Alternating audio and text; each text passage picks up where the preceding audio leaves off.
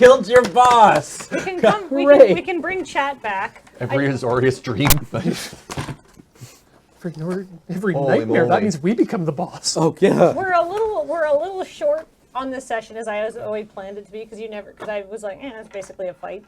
So if I don't know, if anybody's got any questions, burning or otherwise. Skova and Nog eventually do go out on a date. How does it go? Well, Yeah. but Nog has to fit it in between what I assume are latrine duties for probably the next couple of months. You get no chocolate pudding, No. and you do definitely have to clean the latrine. And Commander Akra just does that at you when she sees you for a couple months. She's like, that power went to his head. So young. It's like, what does Molander do after this? He goes back and shows the news article to Grandma. He's just like, see, I saved Ravnica, and I got to fight a fire pig. And she's like, okay. She says, good for you. Now let's talk about you running the Izvir Umik retreat because you're my only competent grandchild. Yeah, maybe Molander's like, that's enough adventure. I literally saved all of Ravnica. What else am I going to do after this? And just settles down and happily runs the spa. Do you end up meeting up, still having a friendship with benefits with your Rakdos friend? What does Avenir do? I think Avenir takes all his banked ETO, and he has a friend who works in New Prov, who's going on assignment for about a month and needs someone to house sit for her. Oh, okay. So he goes to the 10th district for a couple of weeks with his ETO, invites her in, and they go and see she's able to get tickets to the Explicit Maze. Ooh, very nice. Enor, now that everything's all wrapped up for you? Well, I'd probably end up going down to talk with Vogos about getting some of those mushrooms that he had been growing outside. Oh, yeah, And accidentally right. takes a pocket full of them over to some of the eastern districts during a vacation and is arrested for a good long time. Damn it, weird Enor! Goes to jail for Wow. Kathleen, out of curiosity, what would have happened had we not interrupted the spell? He would have called forth Ilharg the Razebore, but he needed to concentrate on it for 10 rounds, which was very unlikely considering how many people were going to come in and do physical combat, and he had to make a con save of 10, and he's got a +6 to con. Sure. Or no, a +4 to con. I'm sorry, I just rolled very badly. I was going to say, yeah. To not have his damage taken. He actually could have hit a lot of you way worse. I was not rolling well tonight. I think all of us had a little bit of that fight went on. It was literally like he had a lot of HP. Yeah, well, and everybody was squished into this tiny office, and people keep piling on into it, and they're nobody can swing their swords anymore. Well, this being the first time I've ever played a wizard, I'm now very acutely aware of why people say don't play a wizard at low levels. Wow, that's after no rest between the last 2 sessions meant all of my good spells were locked off, and also I was rolling terrible. I'm trying to picture, do we still hang out after the campaign is done? And I can see Molander trying to contact you two all the time and just being straight ghosted. Yes. And I'm kind of 50-50 on whether Nog would hang out just out of pity. I think Avenir would definitely hang out with Molander. Yeah, you would go for bonjour. Yeah. Okay. I'm ghosting you because I'm in prison. But once I get out, I'm sure I'll join you for a good feast or two. Oh, thank goodness. Yeah. I do enjoy your food. Yay. I'd say Nog and Skova maybe go to The spa? the spa. Yay! Or something like that. Have a spa day. Oh, you use the friend discount? Yeah. And Skilv is suitably impressed that you know somebody who can get you into this super high-end spa. Yeah. That's how you get a second date. I definitely think Avenir gets promotion after all this, by the way. Yay! And I think Avenir's just really disappointed that the brown ribbon of acknowledgement is only good at chain restaurants. like you can definitely take it into a Boston Pizza or an ABC family restaurant. We did try at that one little bivouac. No, that's the wrong one. Bistro around the corner, but that's how we found out. Yeah, it doesn't. You can't use it at Sausage Plus Bun in Abdina Hills or anything. The brown ribbon of acknowledgement. How perfectly mundane. Yeah, it's... I needed to pick a color that wasn't associated with a guild. So in my head canon, that all of the non-guild affiliated people tend to wear a lot of brown. That's really funny. Right. Like that's the color of like business Oh, suits right, and stuff. yeah. And I'm going to say, we have an amazing sausage party. Yeah, it's a good sausage party. What I like about this campaign is that I had set it up that there's a lot of other exciting, interesting things going on. Like it could easily have been where you play through as Vogos and Clintock against the against the corrupt Simic organization, or even as a fairly heroic reporter Franca, who through various GMing things was able to maintain not getting into a fight If at any because she's point- got like no HP. If at any point you would started interviewing each of us, Nog was gonna do like the, well, Coach, we're like Coach says we're going out there, we're giving it 110%. Sometimes the other team just sports a little harder than we do. Yeah. but, Well, you know, want to they thank wanted Vito it more. Ghazi and Matt Selesnya for their support. They're really behind me here. Yeah, and do like the full sports boy thing. Yeah. Kathleen- What happened to Beppis? Beppis eventually went to Kapatsa Dirac University and then went to go home and live in Kurnong because that is where his family is, and that he likes it there. What about Yeah, the two? He sets all. He writes about 2.5 novels a year, all of them set in Nongkur, and dealing with horror events around there. What was probably your favorite thing that you prepared that we never got to do because we just steered away from stuff? Because you prepared a lot. Yeah. Like, you know, like there was this thing that I wanted you to do and you never did. I had a whole thing set up where I assumed that you guys would hunt down this drug dealer and bring him to justice and not just try to buy mushrooms off him. And it was going to be another heroic thing that Amola Rosler mentioned, how you guys were involved in this big drug bust. And it was going to like really impact the Psychedelic Music Appreciation Club at Kapatsa Dirac, right? But it never happened because you were just like, cool. Enor bought some mushrooms and we let him go. I think if Nog had been a little bit of a different like Boros like Legion member, he might have been like truth, justice, and we must do all the things on the law. But he was like, Nog is more of a, you know what? There's a lot of bad things going on. I'm gonna stick with the one thing instead of trying to get too much on my plate, and we'll do this one thing real good. Avenir's very good at compartmentalizing things. Yeah. So. Yeah, it's like, you know what? Eno wants to buy drugs, let him. I think we all misinterpreted how much of a hedonist Enor was going to be, including myself. I was not expecting that. I think Enor's a lot older than everyone else in the party too, right? Yeah, he's riding it out to retirement. So, what are some other questions if we have any? Are we allowed to talk about a future of Dice Friends and stuff like that, or what's? I think our future of Dice Friends is that we are definitely doing more Dice Friends, but we're going on a bit of a break because a lot of us are going to con. And we're talking about what we'll be doing next. Dice Friends is going to return, certainly on the Loading Ready Run channel, by the way, which is twitch.tv/LoadingReadyRun. If you are not a member of our community and you like what we saw, we do this Monday nights at 5, but not every single week. And hopefully we come back to the D&D channel at some point for more excellent D&D. Maybe for a Christmas special. I love the idea of doing a Christmas special with these people, because it is, of course, the 2nd of Zivisker, which is the Ravnican analog of December. There's a good question. What are the character alignments? Well, I can certainly. So this was one thing I did want to share. Kathleen actually made the character sheet for Valencia, and it's a very good character sheet where it's got class and level, dog, background, dog, race, doggo, alignment, lawful good, languages, can speak to other dogs. It never came up. Yeah, but I mean, it was very. And you actually you made encouraging boof and battle bork and excellent training.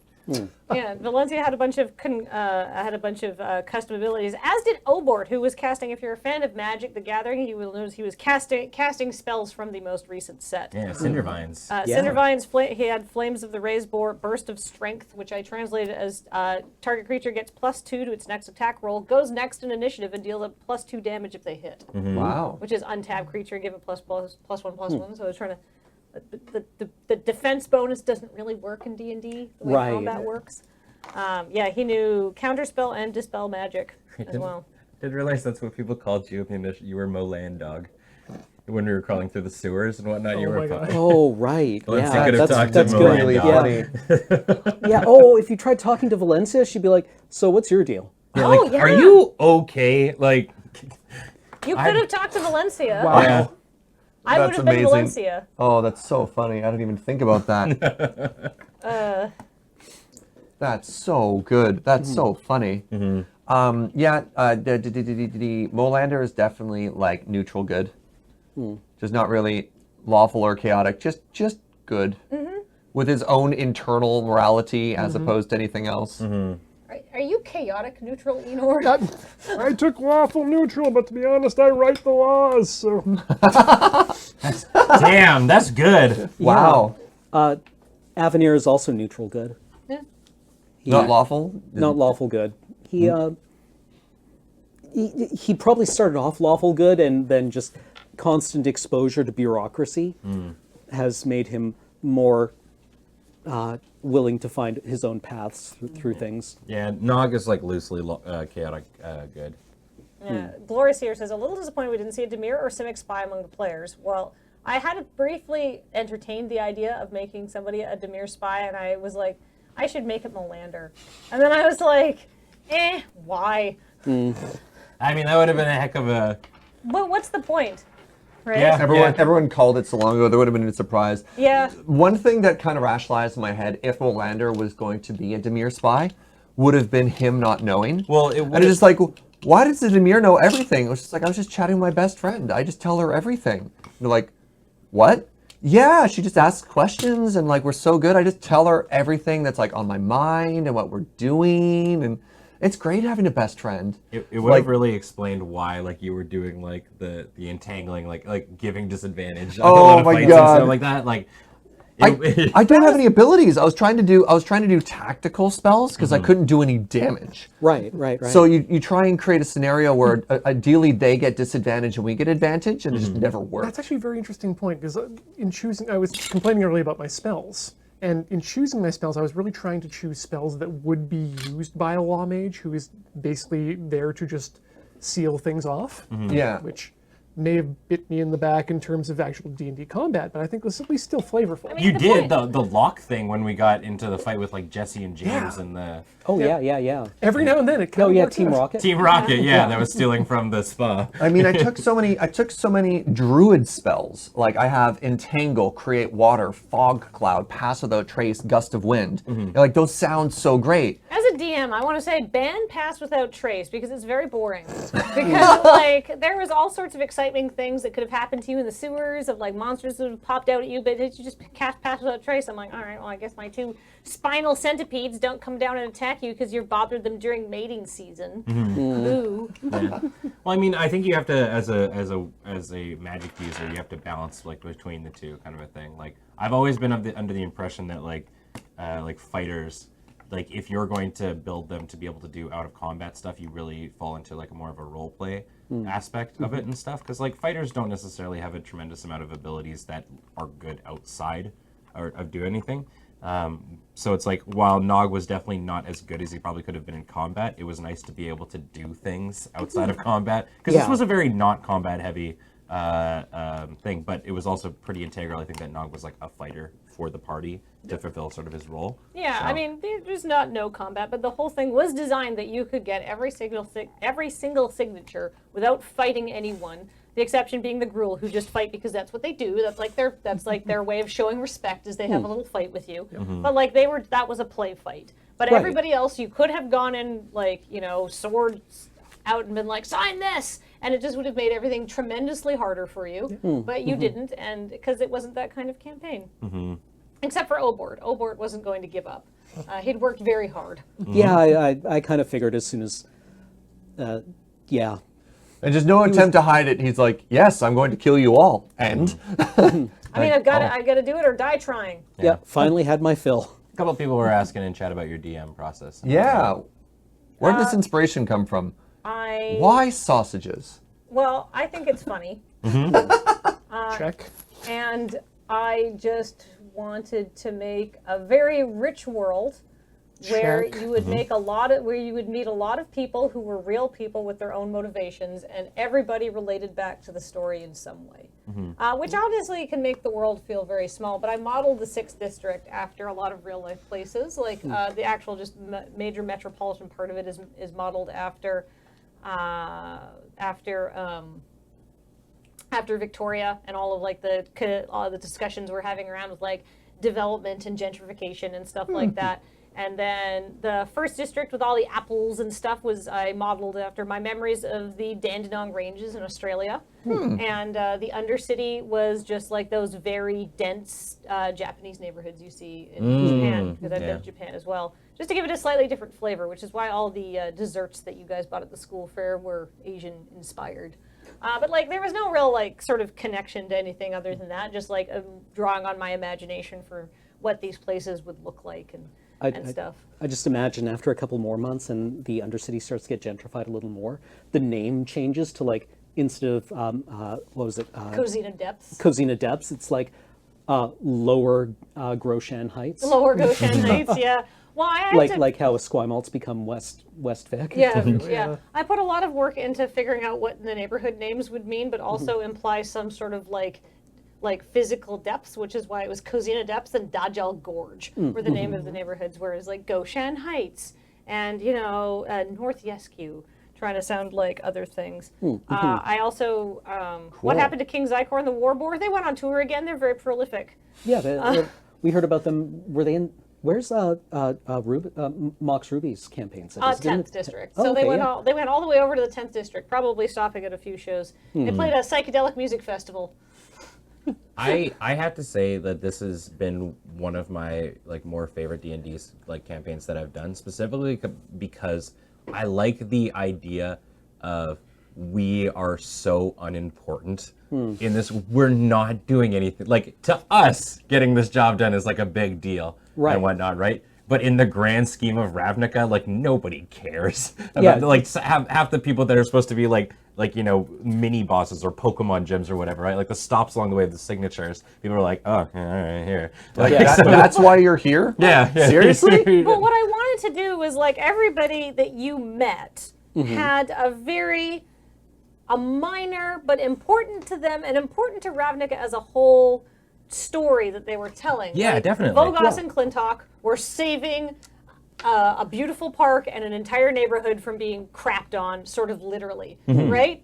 The whole thing with whatever happened with the Zykor clan back in the Great Fire of 41 and stuff like that was like this whole story that I had worked out the broad strokes of that we didn't need to go into, but I needed to work out the internal logic for how you could find a clan of Gruul people that wouldn't kill you on sight. And like Professor Imperator Andros was the person who negotiated this peace agreement with them, and allowed them to have a flourishing and musical society and sort of contribute back to Ravnica as a whole. And like even Franca is very like quite noble in her own sort of getting the scoop and making herself look good kind of way. And the Masaaki Guerrilla Theater Troupe are sort of translating all of the issues that are going on and like putting that and like using social commentary, which is like sort of, you could have done those sessions in any order. The only sessions that were fixed were the first two and the last two. Once you go, or the last three, once you go to talk to Amola at the Demir at the newspaper, which was modeled on the Prince George This Week, which is a newspaper I worked at. And once you started talking to her, you were locked into the end course of the whole thing. And then the first two setting up. But you could have visited like the Rakdos and the Gruul and the Orzhov in any order, so you might have found out a little sooner about what was going on in the 6th district and stuff like that with the whole Zonot. And it all worked out. It like just was behind the kind of scenes, funny. which you never got to see because it wasn't on camera. Kathleen would be like, "Where do you want to go next week?" And it was up to us, and we'd be like, "Okay, well, probably makes sense to get our guilds out of the way first. Let's do Selesnya pretty early, and we move that up. Like, oh well, we just made this contact with the Izzet. Let's go there, and that was really neat. A lot of freedom awarded there, which probably made your job harder because you weren't like, no, it has to be this order. I made you play through half of it under my order. But Sure. Hey, Kathleen, yes. the lure chat really wants to know if Vogos ever paid that exorbitant bill. Absolutely not. It wasn't addressed to him. It was just addressed to a Golgari buffoon, and they get all sorts of junk put into the suggestion box all the time. But at least I delivered the note, and Yes. that's what counts. That's what they asked us to do. Yeah, and in the end, I feel that Babalax and Ismola build it back to the 6th District Chamber of Commerce because the whoever broke their thing didn't pay for it, but it was like an act of vandalism that wasn't entirely covered by insurance, but as the underwriter of the entire project, that the Chamber of Commerce is ultimately on the hook for it. And screw those guys. And they give us the brown ribbon of acknowledgement. I laughed for 20 minutes after I It's came so up with good, it. right? Like, And to that end, actually, I want to address those people who were asking where the anime joke was this episode. It was in the epilogue. I was going to say, it was there at the start. Didn't you do one? No, or- no, oh. it was right at the end there, because the fact that I was arrested for carrying mushrooms into the Eastern District meant that they had, in the Eastern District, to take my name off of the ASURSS 23097619 until they could republish it without my name. Because the Eastern Districts are very, very, very touchy about their... Did you deliberately try to insert an anime reference that wasn't just organically you? No. But now I'm retconning that. Did you put an anime reference into every episode? Yes. No. No, I don't I think, think we got most of them, yes. It was never, for those who might care, it was never intentional. it was very good. Did the PCs keep their Undercity costumes? Absolutely. And but they don't get to keep their Rakdos costumes. And Mo didn't have a Rakdos outfit because I knew that Serge would be missing the session, so I told Featherweight he didn't need to draw one. Because why would I make him do a bunch of work that we wouldn't see, right? yeah, I think Featherweight mentioned that that Nog's costume was originally going to be Molander's, and that Nog's initial plan was a circus strongman, Oh. like with the big handlebar mustache. I mean, I'm very happy with how it came down to it in the end. Holy moly. So you got can picture that in your mind, chat. Yeah. I still haven't went and watched Zardoz. Is that one that I can just give a skip? No, it's No, you essential should watch it. reading. It's really Yeah, good. it's Yeah? Oh, actually- okay, it's not. It is. Okay, I'm gonna say Kathleen DeVere, Zardoz, really good. Well, it's 2019. really good to know what Essential. it's like. Essential. It is was the, the word she it is the used. best non-canonical James Bond film. No, it's. Now he's lying to you. Don't believe him. I mean, isn't that the Thomas Crown affair? But like, Zardoz is utterly batshit. Yeah. All right. It's I'll have to check it out. It came from a time when experimentation in film was something that we still did as a society. How do you think your characters are going to fare during the War for the Spark? So this is, I did want to mention, I want to give a thank you to Dale Friesen, who, when I was like, Dale, I do not know what to do for the Selesnya. I do not even know what the Selesnya do. Dale helped me brainstorm some ideas for this, and it started out as more like an arranged marriage thing, and it sort of blossomed into this, like, anime Hot Springs episode.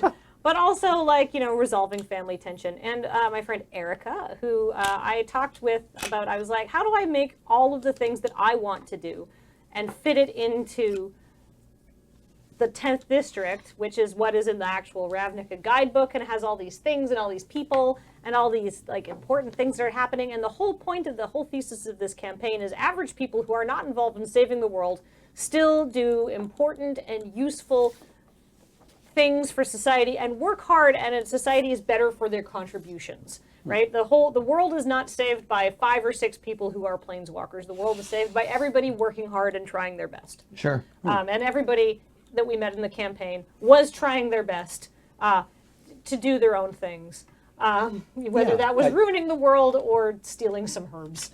like I imagine the legislation we passed actually does improve quality of Absolutely. life for Oh, basic yeah. like normal people by a not in zero amount. Yeah, People are not getting sick and having to get random replacements for their show. Yeah. And whatnot, right? Like Yeah. that was a literal repercussion of the current state of sausage that we saw could have- in it. Yeah. Right. The poor sausage regulation or the decamillennial encased meat standard Yes. almost killed us. Yeah.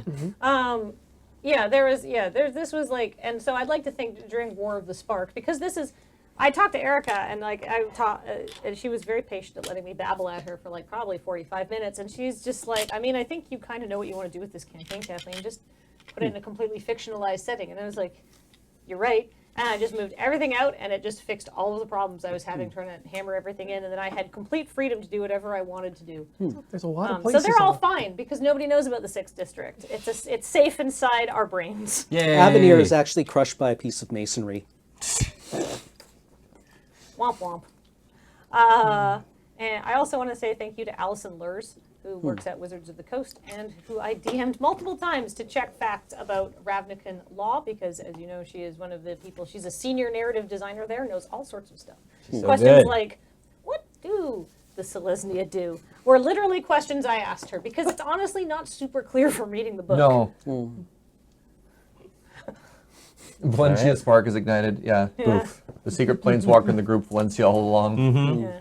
No, Can you find Avenir, Cam, I can't let you kill off Avenir because, Okay. like I said, I reserve the right to sort of bring you guys back for some sort of holiday special around actual holidays. Yeah. I just imagine like some like Avenir just like walks out of a building with a cup of coffee and then like it collapses and then like 2 years later when they're rebuilding it, somebody's like, "Oh, found another one." What do the Selesnya do? They're like a religious organization. Yeah. Yeah, so like Selesnya make a lot of sense mechanically as a magic card. They breed prolifically. They try and do peaceful harmony, but when that doesn't work, they attack by numbers. How do you make a role-playing character out of that? So Melander came from the point of view of, okay, I tend to be a fairly like PG-13 human, so the idea of just being like, yeah, let's get it on isn't really my style. Right. So instead of this like very, very gentle recruitment of like, come join the Selesnya, we're like a big family, this will be great, and sort of this implied plurific nature of like, let them grow, let them get bigger, you're a big family, it's very nice and it's very welcoming, while also being this huge hippie. Well, like I think the Selesnya Conclave works in that like they work kind of orthogonally to all the other guilds who all do a thing, right? Like everyone else does a thing. Yeah, Whereas the Selesnya have access to the only extant bounty of Ravnica, right? When you've got the nature god as the center of your civilization, you actually just kind of live in a post-scarcity civilization while everyone else is trying to like, Because everybody Do else 9 is to eating 5. this Golgari gruel. yeah, and you're just like, why don't you just come live with us and you just pick food off the tree and you go to sleep under the tree and you don't have to worry about any of that. Unless somebody tries to F with us and then we all take up swords and drill them. Then we summon Yeah. the worms. Yeah, Yeah, release the worms. yeah. I don't know. Everything was just a much milder version of what you see on the Magic cards. I figured the Magic cards are all the most exciting, most dangerous things that Militaristic happened. hippie commune, I like that. Yeah. Sorry to interrupt you. That's okay. But like this is like Ravnican society is ostensibly supposed to have stood for 10,000 years, but the way that's represented in the Magic cards would not work. So I was like, okay, from a point of like, let's just all get along. How does this work? And I figured it was more just like a lot of people being like, you're weird, but we all work together. 70% of the time, it kind of felt we were in some sort of un-Ravnica set. The is biggest thing that I had to deal with is I'm very familiar with Magic cards. I'm very familiar with the 10 guilds, and that is everything that's there. Something that the Magic cards don't do a great job of talking about is the guildless. Right. The fact that not everybody is part of this, not everybody is in there. There are people who just live in this world. And I was like, what is it like to be born into a guild? And you're like, no, you can, that's not the case. You could join one. I'm like, what? That just like blew my mind, the concept of, yes, this is a city that works, and a lot of people tend to go for these guilds because they do stuff, but it's part of a whole world, and it's just like, whoa. And then suddenly approaching of, what would you do if a guild was a job you applied for? Really changed a lot of mentality, because I'm always like, no, you live and you die and you fight, and it's like that's a very different way to approach it. And I was like, oh, interesting. Well, that's the thing is, I think when we look at Magic cards and whatnot, everything is like a hyperbolized version of how that guild tends to function in a day-to-day sort of basis. Right. Well, when you have 200 cards, Yeah, you got to build a world. Yeah, you got to right? make Like- the thing happen, right? But so that's why like the 6th district and probably any other district other than the 10th and whatnot are like probably like I guess a more accurate representation of what the What the everyday life what the is. everyday life of a Ravnican is, in a way, you know, Yeah. kind of a thing. It's like Boros are not like militaristic, drill you, like Yeah. stand up straight soldier kind of a thing. Yeah, They're yeah. just like They're we're the like cops. we're the beat cops, you know, Yeah. like trying to your Boros face. Yeah, you know, it's not all like that, and not all the Demirs are stabby backstabby people. Some of them are just like, you know, I want to go in, write my journalistic piece, or you know about Well, I mean, like canonically now, the Demir is the guild of like couriers and librarians and reporters, right?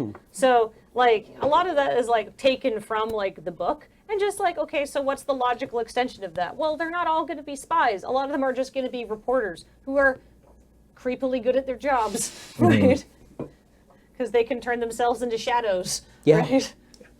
Oh, also, there was one question that was like, why is Avenir named the Future without any divination abilities? And I didn't name him after the French word for future. I named him after the typeface, which is named after the future. It was either Avenir. He has a cousin Garamond. Yeah. And As another the- as- cousin Ampersand. As who, the mug I grabbed today says, sometimes I get emotional over fonts. Oh, Kanye. Oh, Kanye. So it's a humanist font. yeah, I hope everybody had fun. I hope everybody enjoyed it. I A did. couple people asking questions again about if they could play through this. Yes, we will definitely do that. And also, I'm going to get the Loading Ready Run account to tweet with a spoiler warning Nice. the last page of the 6th District Times Picayune, which I had Nice. a lot of fun writing because I did work as a journalist. I'm gonna be very sad next Monday. It's like, all right, it's time to. Well, you know what? I think hopefully someday we get to come on back and do more stuff here on the D&D channel and stuff. 'cause, Yeah, if you we like love this being here. campaign, please tell everybody at D&D how much you enjoyed it Yeah. and how great it was, and tell your friends to watch it. It's only 10 sessions, so it's not a huge time investment for like a D&D campaign, which sometimes it's- can just be like hundreds of hours. It's Yeah. it's bingeable in our Netflix world. Yes, exactly. Heather's already putting that on. If H. Benjamin D&D doesn't hear about me, then I'll consider your job unfinished.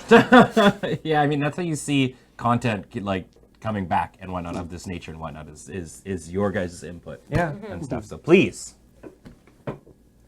Yeah. All right. Well, I think you can find the VODs online at Loading Ready Run. Tell Wizards you liked it. I want to see flavor text reference the sausage standard. I don't think that's going to happen. Oh, that would be like the peak. Like Somehow. Or War- return to Ravnica. Is there some sort of sausage vendor card? Yeah. Oh my God. In 29 or Azorius flavor text I almost said in references it. 2019, as if that's the future. far off. Yeah, Yeah. world of 2019. In yeah. 2025. in 2025, when we have Ravnica Reborn, Yeah. then yeah. Just even like a flavor text that references the ASUS whatever DDD standard, but with no context, just that we'll know. We'll know. All right. Anyways. So if you like this, please give us a follow on Twitch and on YouTube. And Dice Friends will return in a few weeks with an all-new campaign and an all-new DM. So thank you, everybody, so much for joining us. And I hope everybody had a great time with Bylaw and Order. Bye, guys. everyone. Bye. Less